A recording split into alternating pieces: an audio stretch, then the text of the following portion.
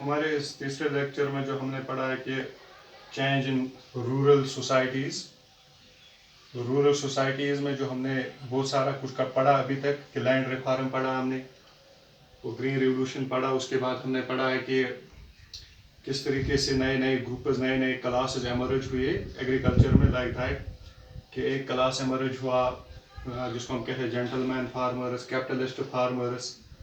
तो उसके बाद हमने मिडिल क्लास फार्मर्स पढ़ा। तो इसके हम अंत में लास्ट में हमें पढ़ने जा रहे हैं ज़मींदारी सिस्टम। इस यूनिट के लास्ट में देखो, ज़मींदारी सिस्टम इन एग्रीकल्चर, ये इंडियन में लॉर्ड कॉर्नवालिस इन 1793 में लाया, जब ब्रिटिश रूल चल रहा था इंडिया में। तो उन्होंने ये ज़मींदारी सिस्टम लाया कि 1793 में जो था उस वक्त लॉर्ड कॉर्नवालिस था, उसने ये सिस्टम इंट्रोड्यूस किया, ज़मींदारी सिस्टम इंडियन में इंट्रोड्यूस किया। At that time 1/4 of the total agriculture land was under this ज़मींदारी system. जो उस वक्त 1/4 यानी 1793 में 1/4 of the total agriculture land, यानी जो एग्रीकल्चर लैंड थी 1/4 हमारे पास, तो वो ज़मींदारी सिस्टम में आई। वो ज़मींदार उसको दी गई है कि वो टैक्स कलेक्ट करे। ज़मींदार जो उस वक्त ज़मींदारी सिस्टम बनाया गया, zamindar was the owner of the land. उसको राइट दिया गया है कि आप ज़मीन के मालिक हो, अंग्रेज़ों ने, कि यू हैव अ राइट और you are the owner of the land. It was not necessary that he should cultivate the land himself. देखो, इसको ऑनर दिया गया, ज़मींदार को ऑनर दिया गया कि आप प्रॉपर्टी के मालिक हो, आप लैंड के मालिक हो, मगर ज़मींदार पे कानून नहीं था कि वो खुद कल्टिवेट करे, बल्कि ज़मींदार अपनी लैंड दूसरों को देता था कल्टिवेट करने के लिए। That it is not necessary that he should till the land himself, but he should cultivate this land from for others, यानी दूसरों के लिए वो दूसरों से कल्टिवेट कराता था। He used to give land to the farmers to till and collect taxes from the farmers. वो क्या करता था ज़मींदार, वो अपनी लैंड फार्मर्स को देता था कि ताकि वही टिल करे, वही उसको कल्टिवेट करे, और लास्ट में वो क्या करता था ज़मींदार, उससे टैक्स वसूल करता था फार्मर से, and used to pay the fixed tax of this land, of his land to the government.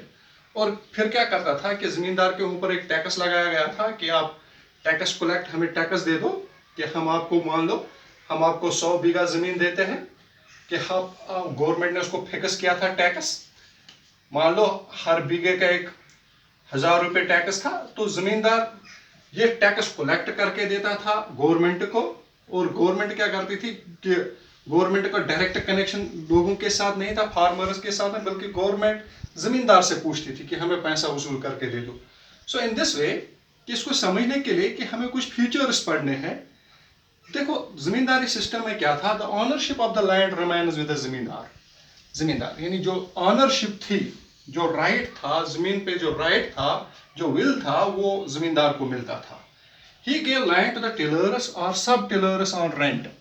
वो अपनी जमीन दूसरों को देता था रेंट पे, टिलर्स को या सब टिलर्स को। मान लो एक टिलर को दिया कि उसने अपनी जमीन दूसरों में बांट दी, और फाइनली वो tax collect. Marginal farmers use it to give taxes the zamindars. Marginal farmers means कि जो हम हार्वेस्ट करते हैं, जो हम कल्टिवेट करते हैं, उसका शेयर कि हम जमींदार को देते थे। मान लो हाफ शेयर देते थे हम, या हाफ से ज्यादा शेयर देते थे जमींदार को, किसकी शक्ल में, टैक्स की शक्ल में। यस, जो बाकी सब टिलर्स थे वो वसूल करते थे।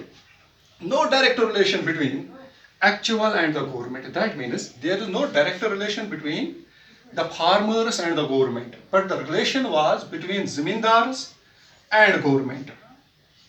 यानी जमींदार और गवर्नमेंट के दरमियान, तो हमें कहेंगे कि जमींदार was the bridge between government and the farmers.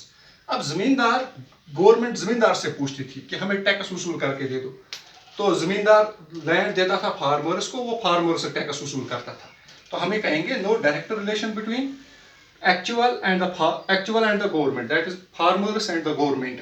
Farmers were exploited by zamindars by pay heavy taxes. मान लो कि फार्मर जो था, जमींदार, गवर्नमेंट ने फिक्स किया था जमींदार को आप 1000 रुपये टैक्स दे दो, मगर वो फार्मर से 2000 लेता था। 1000 रुपये अपने पास रखता था, 1000 गवर्नमेंट को देता था। In this way the farmers were exploited bye paying having taxes. काफी टैक्स देना पड़ता था कि गवर्नमेंट ने एक रेट फिक्स की थी जमींदार से, जमींदार ने दूसरी रेट फिक्स की थी फार्मर्स से। डिवीजन ऑफ लैंड ऑकर्स, और साथ में क्या हुआ कि लैंड जो थी ये डिवीजन एक ही फार्मर को नहीं मिली, बल्कि बहुत सारे फार्मर्स को मिली, जमीन डिवाइड हुई टिलर्स एंड सब टिलर्स। यानी मान लो जमींदार से एक आदमी ने वसूल की, उसने बहुत सारे लोगों में बांट दी जमीन, तो इस तरह ये जो सिस्टम चलता था that is the zamindari system. इसमें ज्यादा एक्सप्लॉइट होते थे।